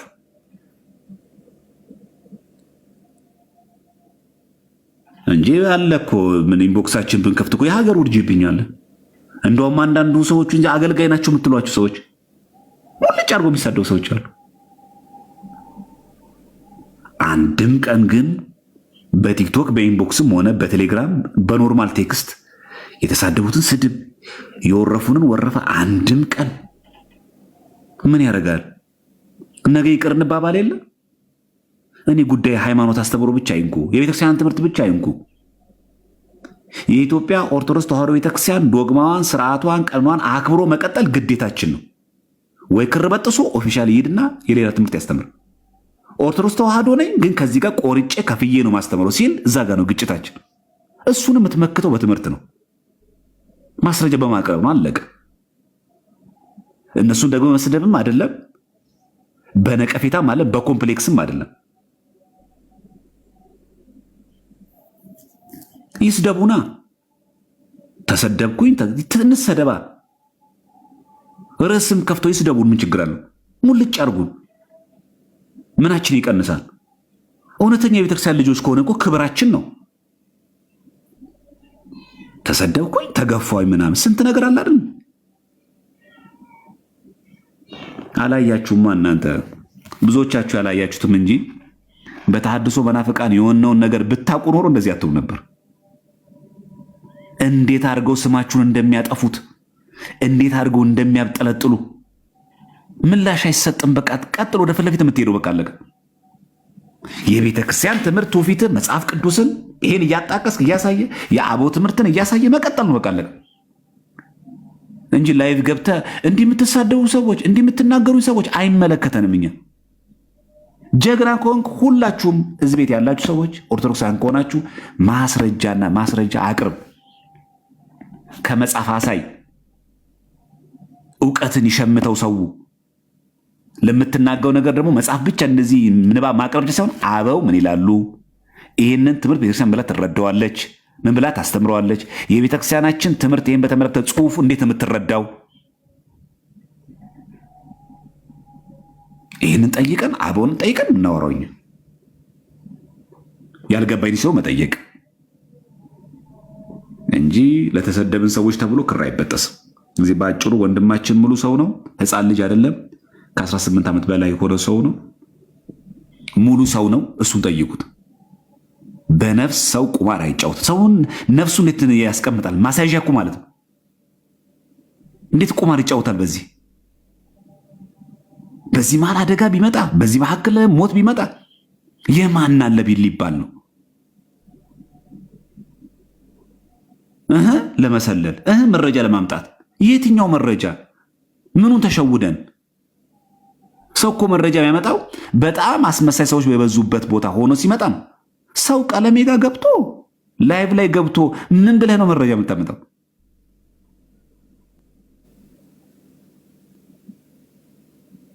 እና ስለላም እንደዚህ አይደለም የሚደረገው። ክር መበጠስም እምነት መቀየርም ሳያስፈልገን ሃይማኖታችን ጠብቀን መኖር አለብን። ይሄ ለሁላችሁ መልእክት። ስለዚህ እኛ ማንንም ለወደፊቱም ነው። ሁለት ነገር ባለፈው አስቀምጬላችኋለሁ፣ ላይቭ ላይ ተናግሬያለሁ። ላይቭ ላይ ማናችሁንም በነፍሳችሁ እንደዚህ ክር በጥሽ፣ እንደዚህ ክር በጥስ፣ እንደዚህ ለማድረግ ብለን አንድም ሰው ብለን ማናቅም። ለወደፊቱም አንልም። አንድ ሁለተኛ በእኛ ስም የሚነግር እንደዚህ ብሎ ወይም ደግሞ ገንዘብ በመጠየቅ ዘማርያምን አውቀዋለሁ እንዲህ ተቸግሬ ነው ምናምን የሚለብሱ ሰዎች ክልክል ነው። እኔ ማንንም በዚህ አማላጅ ማንንም አልጠይቅም። ሲያስፈልግ እዚሁ ላይቭ ላይ ነግራችኋለሁ። ለዚህ ነገር ብር እናዋጣ፣ ለዚህ ነገር ያስፈልጋል ብዬ ኦፊሻሊ ነግራችኋለሁ። ስለዚህ በእኛ ስም ገንዘብ የሚበላችሁ ሰው እንዳይኖር እንዳትነገሩ። ማንም ጠይቅ ካላችሁ በኢንቦክስ ጠይቁን። አንድ ሰው ዘማርያም እንደዚህ አውቀዋለሁ ብሎ እንደዚህ ገንዘብ ጠይቆኝ ነበረ ልስጣው ብላችሁ ጠይቁን። እኛ ከዛ ውሸት ነው እውነት ታያላችሁ። ይዛኔ እንዳትሸወዱ እንዳትበሉ ማለት ነው። ስለዚህ ርዕስ ማውራትም የለብኝም ማውረድንም ነው ለእናንተ እንዳትሰነካከሉ ነው። እሺ እንደዚህ የምናነሳው ይሄና አሳስቦኝ አይደለም። ለኔ ግን አንዳንዶቹ የዋህ መናን ስላላችሁ አይ በቃ እንደዚህ ቢሆን ስለምትሉ ለዛ ብዬ ነው። እሺ ወደዚህ እስቲ እንምጣ። የሃይማኖት አበው ቅድም እንዳልኳችሁ ጥንቆላውን ቤተክርስቲያን እንደምታወግዝ ካሳየም በኋላ ቅድም ምን አይተናል? እዚህ ጋር የሐዋርያ ሲኖዶስ ገጽ 45 ላይ ምን አሳይቻችኋለሁ? አርፍዳችሁም ለገባችሁ ሰዎች ማለት ነው። ቁጥር 45 ላይ ምን አሳይቻችኋለሁ? አንደኛው የሐዋርያ ሲኖዶስ ላይ ገጽ ላይ ማለት ነው ቁጥር 37 ላይ አንቀጽ 37 ላይ አምስተኛ ትእዛዝ ላይ በኮከብ ቆጠራ የሚታመንና በጥንቆላ ነግ የሚያምን አይደለም። በኮከብ ቆጠራ የሚታመንና በጥንቆላ ነገር የሚያምን ሁሉ ማንም ቢሆን ማለት ከሊቅ እስከ ደቂቅ ከቅዱስ ፓትርያርኩ አንስተን እስከታች ያለን ምዕመናን ወምዕመናት ጠንቋይ፣ ኮከብ ቆጣሪ፣ ልጅ ለመውለድ ኮከብን የሚመለከት ስለማይገባው ነገር ጠንቋዮችን የሚጠይቅ ቃላቸውንም የሚቀበልና የእግዚአብሔርን ትእዛዝ ስርዓቱንና ፍርዱን የሚያቃልል ከሹመቱ ይወገድ ነው የሚል። ይምከሩትና ካልተመለሰ ይተው እንኳን አይልም፣ ይወገድ። ይሄ ማን ትእዛዝ ነው? አንደኛው የሐዋርያት ሲኖዶስ ትእዛዝ ነው። የትኛው ላይ ነው ያለው? ገጽው ላይ። እችን በደንብ ያዟት። ገጽው ላይ ቤተክርስቲያናችን ምን የተወገዘ ማለት ነው? ጥንቆላ የተወገዘ ነው ማለት ነው። ጥንቆላ የተወገዘ ነው።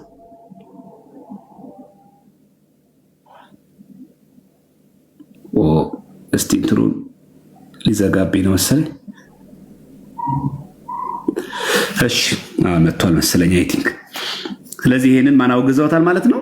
አንደኛው የሐዋርያ ሲኖዶስ ግጽው ላይ 37ኛው አንቀጽ ላይ ገጽ 45 ላይ ይሄንኑ ትእዛዝ ይሄን አሁን እዚህ የምታዩት ትእዛዝ ስለ ኮከብ ቆጠራ ሐዋርያት ያወገዙትን በተመሳሳይ ደግሞ ሰለስቱ ምዕት ደግሞ እናገኛለን። ሃይማኖተ አበው ላይ ሰለስቱ ምዕት ምዕራፍ 22 ላይ እንዲህ ይላል ቁጥር 8 ላይ ኮከብ ከሚቆጥሩ ጋኔን ከሚጠሩ ቢሆን በሰይጣናዊ ዕውቀት እንዲህ ይሆናል ከሚሉ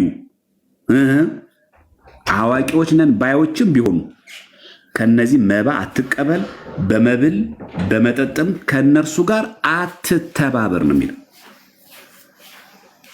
እዚህ ጋር ምን ከሚቆጥሩ ነው የሚለው? ኮከብ ከሚቆጥሩ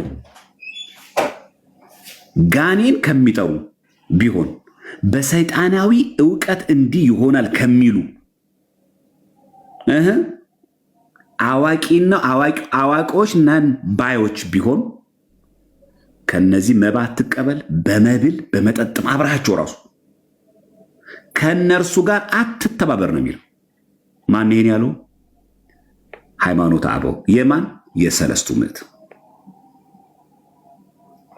ምዕራፍ ስንት ነው? 22 ቁጥር ስንት ነው? 8 ላይ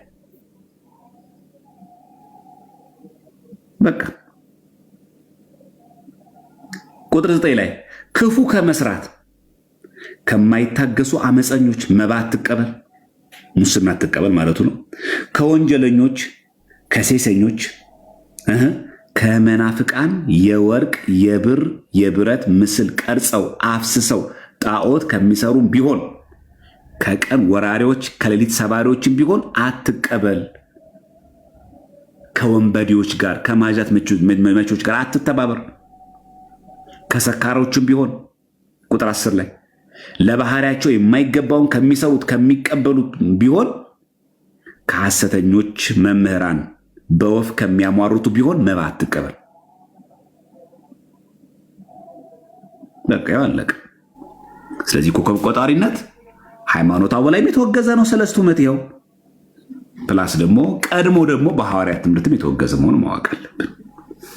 ስለዚህ እቺ መጽሐፍ አታስፈልገን። ስለዚህ እቺ መጽሐፍ ምን እናደርጋለን መሰላችሁ? መጽሐፈ ሲኖዶስ ዘሐዋርያት ነው፣ የሐዋርያት ሲኖዶስ ነው። ትርጉሙ በመጋቢ ምስጢር ስማቸው ንጋቱ የተጻፈ ነው። 8ቱን የሐዋርያት ሲኖዶስ መጽሐፍ ተተርጉመዋል። ስለዚህ እቺን መጽሐፍ አንድ ወንድማችን ገብረ ስላሴ የሚባል ወንድማችን 5 ይህንን መጽሐፍ አበርክቷል። ግን ምን አሰብን መሰላችሁ? ይህንን መጽሐፍ አንዱን ከፍ ባለ ዋጋ ሸጠን መድኃኒት መግዛት ላቃታቸው፣ ኑሮ በጣም ከብዷቸው በችግር ላይ ላሉ፣ እስፔሻሊ ደግሞ የመድኃኒት የትምህርት ቤት ለተቸገሩ ሰዎች ለመርዳት እንዲያገለግልን አንዱን ይህንን መጽሐፍ በ3000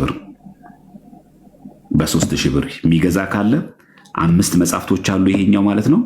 5ቱ መጽሐፍቶች በ3000 አድርገን መድኃኒት መግዣ ላጡ ሰዎች ለተቸገሩ ሰዎች መርጃ እናደርገዋለን። ስለዚህ በሀገር ውስጥም በውጭም ሀገር ያላችሁ፣ በሀገር ውስጥ ያላችሁ ማቀበል እንቻለን መጽሐፉን። ሁለተኛ ደግሞ በእንትን ላሉ በተለይ በውጭ ሀገር ያላችሁ ሰዎች ደግሞ ማስላክ ትችላላችሁ። ይሄን መጽሐፍ በምትፈልጉት ሰው ንገሩኝ፣ እልክላችኋለሁ ማለት ነው። ገቢው የሚለው ለማን ነው? የኔ ቢጤ ሆነው ላልወጡ፣ በየቤታቸው ላሉ፣ የሕክምና መታከሚያ ላጡ ለተቸገሩ ሰዎች እናውለው ይሆናል ማለት ነው። ስለዚህ ይሄን መጽሐፍ አንዱን መጽሐፍ ይሄኛው ማለት ነው የሐዋርያት ሲኖዶስ 3000 ብር እኔ መግዛት እችላለሁ የሚል ሰው 5 ሰው ነው የሚያስፈልገው። በቃ 5 ናት መጽሐፏ የተሰጠችንም 5ቱ ሰዎች ኢንቦክስ ጻፉልኝ። ይሄው ምንም እኔ ገሬ የሚባል የለም። በኢንቦክስ ጻፉልኝ። የቀደመ 5 ሰው መጀመሪያ ላይ የተጻፈ ካለ ከፍ ያደረጋችሁ ማሳየው ገላገላችሁ። 4000 ለሚገዛ ሰው ገላገላችሁ። እኔ ደስ ይለኛል። 4000 ካረጋችሁ ይኸው እንትን ልክ በኢንቦክስ ጻፉልኝና እንደዛ እናደርጋለን። አይ ጨረታ ይቅርብን።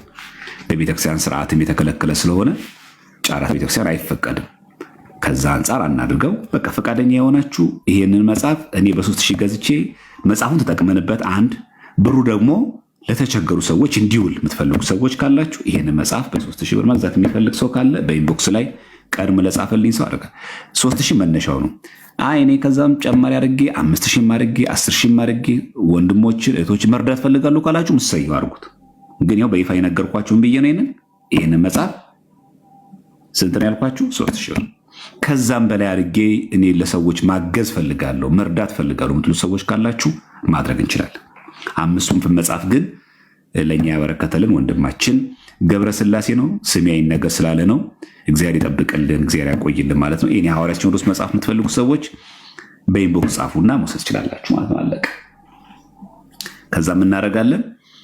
በተለያየ ሀገር ያላችሁ እየሰማችሁ ትኖራላችሁ። ልጆች በጣም የሕክምና ያጡ በጣም ደግሞ ኑሯቸው በጣም ከብዷቸው ምስቅልቅል ያለ ላይፍ የሚኖሩ ሰዎች አሉ። ኑሮ የምታውቁት ነው። ለነዛ ሰዎች እናውለዋለን። ስለዚህ መጽሐፉንም እንጠቀምበታለን። ፕላስ ደግሞ ለቤታችንም እኛ ደግሞ ሌሎች ሰዎችም እንረዳበታለን። ስለዚህ መጽሐፍ መግዛት የምትፈልጉ ከዛ በላይ አድርጉት ከፈለጋችሁ፣ እሺ 10,000 አድርጉት ከፈለጋችሁ፣ 20,000 አድርጉ፣ 100,000 መብታችሁ ነው። ግን መነሻው 3,000 መሆኑን አውቃችሁ ይህንን ማገዝ ፈልጋለሁ እረዳለሁ የምትሉ ሰዎች ካላችሁ በውዛፉ ምን ይመስላችኋል?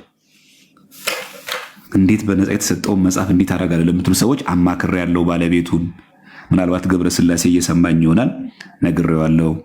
አንተ የሰጠውን በነፃ እንዲህ ብናደርግበት ብዬ ነግሬው አማክረው ስለፈቀደ ነው እሺ እንደዛ ማድረገው እንጂ ሌሎች አይደለም። እሺ አስፈቅጄ ባለቤቱን የገዛው እንደዛ ነው ያደረኩት። በኢንቦክስ ለቀደመ ሰው እናደርጋለን። ምንም ድብብቅ የለም ማለት ነው። ግልጽና ግልጽ ነው የምናደርገው። ስለዚህ የቀደመ ማሪላ ትላላችሁ። በኢንቦክስ ላይ ለቀደመ ሰው እንደዛ እናደርጋለን። ቶሎ ቶሎ ላለ ሰው እንደዛ እናደርጋለን። በዚህ መንገድ ባለቤቱን አናግሬ አማክሬ እሺ ደስተኛ ነኝ ስላለ ነው እሺ እንደዛ ያደረኩት። እሺ ለዛ ነው ይሄን ያደረኩት እንጂ ሌላ ነገር አይደለም። እዚህ በቀጥታ ለምንም እንደማውለው ተናግሬው ፈቅዶልኝ እሺ ችግር የለም የተቀደሰ ተግባር ከሆነ እንደዛ አድርጉ ስላለ በዚህ አጋጣሚ ይህንን መጽሐፍ እናንተ በግላችሁ ገዝታችሁ መጠቀም ትችላላችሁ። ግን ከዚህ ይልቅ መጽሐፉንም በዛው ደስ ብሎ እንድንገዛ ለነዛ ሰዎችም ደግሞ የሆነ ነገር ብናግዛቸው ምን አለበት አይሻልም? በዛ መንገድ ነው። ይህንን ማድረግ ለሚችል ከፍ አድርጌ ገዛለው። ግድ የለም ዋጋው በዛ ስለሚሸጥ አይደለም። ይህ መጽሐፍ ግን አይ በቃ እኔም ተጠቅሜበት አንብቤው መጽሐፉ አግኝቼው ፕላስ ደግሞ ወንድሞቼ በዛ ብጠቅም እህቶቼ የሆነ ነገር ብረዳ የሚል ሰው ካለ በኢንቦክስ በዚሁ በቲክቶክ ላይ በዚህ በኢንቦክስ ጻፉልኝ። ይህ መጽሐፍ ለሚገዛ ሰው እንደዛ ማድረግ እንችላለን።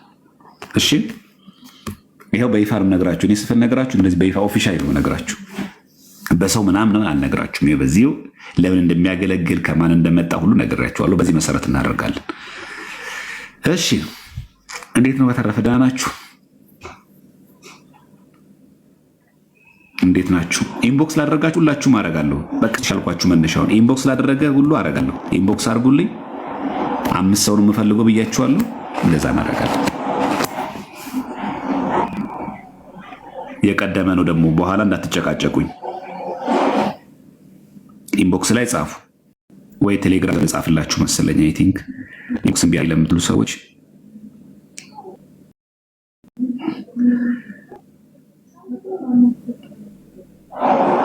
ያው ቴሌግራም ጽፌላችኋለሁ። ዩዘር ልኬላችኋለሁ። በዚህ ዩዘር ያው ዩዘር ላይ በምታዩት ማለት ትችላላችሁ። በቃ ችግር የለም። አዎ በቤተክርስቲያን ጨረታ ስለማይፈኖሽ ወንድሞቼ ለዛ ነው እንጂ አሁን አርጎ ምናምን በ10 ሺህ ምናምን ያደርጋል። ግን አይፈቀድም። የማይፈቀድ ነገር አላርግ አይሻልም? መጥፎ ነገር ትክክል ካልሆነ ትክክል አይደለም። የቤተክርስቲያን ስርዓት የሐዋርያ ሲኖዶስ የተማርን እኛ ስርዓት እናበላሽ ወይስ እኛ ስንሰራው ቅዱስ የሆነ እኛ ስንሰራው ቅዱስ አይሆንም ማለት ለዛ ስለሆነ ከዛ አንጻር ነው ያልኳችሁ። አንተ ሰው ያታርፍም መላኩ ታው እናንተ ሰዎች ኢንቦክስ ቢጠፋ ነው መሰል የሚሻለው። ይሄ ኮመንት እናንተን አይጠቅማችሁም መሰል። ኮመንት ይጥፋ አይደለ? ይሄ መላኩ እየበጠበጠ ነው። ቆይ ኮመንት መጥፋት አለበት። እሺ እግዚአብሔር ከሁላችን ጋር ይሁን። መጨረሻችንን የሚያሳምርልን፣ ጉዟችንን እሱ በምሕረቱ ያቀናልን። እግዚአብሔር ከፈቀደ በሰላምም ካደረሰን የሚካኤል ደግሞ እንማማራለን። እሺ የህዳር ሚካኤል በሰላም ያድርሰን። ከነገ ወዲያ ነው። የቻላችሁ ሰዎች ማህሌት ንቁ። የት ንቁ? ማህሌት እስቲ አዲስ አበባ ያላችሁ ማህሌት የት ንቁ? እስቲ እንደዚህ ብላችሁ እንኳን ከመጣችሁ ብዬ ነው። እንደዚህ ብላችሁ እንኳን ማህሌት ከመጣችሁ ማን ይቁሞ ታዲያ? እኛ ለጥረን እየተኛን ወገን። ሰው እዛ እየታረደ እየሞተ እያለቀ ማህሌት እኛ መቆም ካቃተን ከባድ ነው። እነሱ ነፍሳቸውን እየሰጡ አይደል እንዴ? ነፍሳቸውን እየሰጡ ሰማዕታት እዛ ጋር እያረፉ እኛ አንድ ሌሊት ከብዳን፣ ያውም የሚካኤልን በደስታ ያውም በዝማሬ በእልልታ በከበሮ በሰይፍ አይደለም እኮ በስለት አይደለም እኮ እየተደበደብን አይደለም፣ በዝማሬ ነው።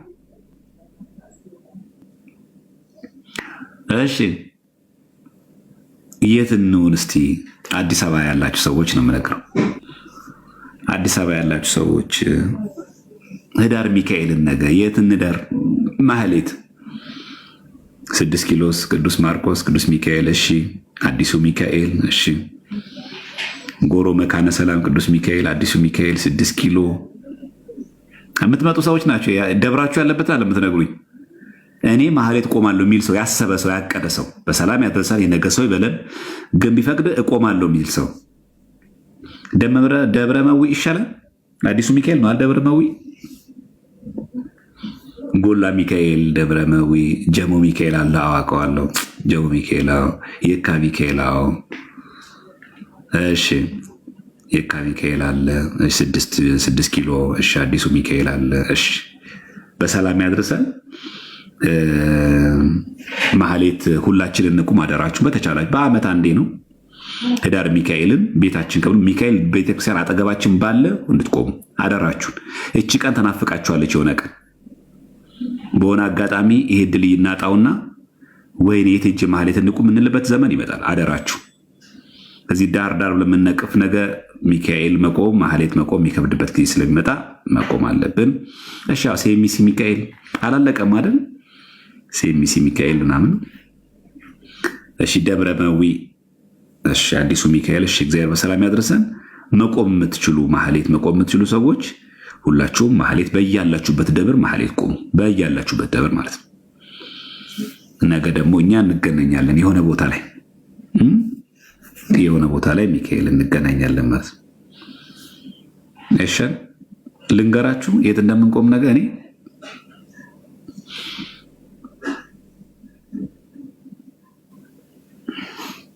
ይሄን እኮ ለጥ ብላችሁ ተኛላችሁ እኮ። ዝም ብሎ እዚህ ኮመንት ይጽፍና ሰው ማለት ነው የለም እኮ በቃ ለጥ ብሎ ይተኛል። እሺ ቁሙ። እሺ ማህሌት በቃ ዋናው ዓላማ እሱ ነው። እሺ ሁላችሁም ማህሌት እንድትቆሙ አደራ ለማለት ነው። በተቻለን ተዘጋጅተን ከቻለን ጓደኞቻችን ወንድሞቻችን ይዘን ብንቆም በጣም ጥሩ ነው ማለት። እሺ ሻሸመኔም አለ ቅዱስ ሚካኤል፣ አዋሳም አለ ቅዱስ ሚካኤል። ራሳቸውን ችለው አሉና በየአድባራችሁ በማህሌት በመገኘት ከበረከቱ እንካፈል። ሊቀ መላኩ ቅዱስ ሚካኤል ሀገራችንን በአማላጅነት በቃል ኪዳኑ ይጠብቅልን፣ በሰላም ያድርሰን። ስለዚህ በውስጥ ጻፉልኝ። ይህን መጽሐፍ መግዛት የምትፈልጉ መርዳት የምትፈልጉ እንገናኛለን። ሰላም እግዚአብሔር ከሁላችን ጋር ይሁን። ደህና ደሩ። በሰው እጅ ከመውደቅ ይታደገን፣ ከወዳጅ ጠላትም ይጠብቀን። ሁላችንም ከነ ማህተባችን ለክብር ሞት ያብቃን። ወስብሐት ለእግዚአብሔር። ሰላም እደሩ።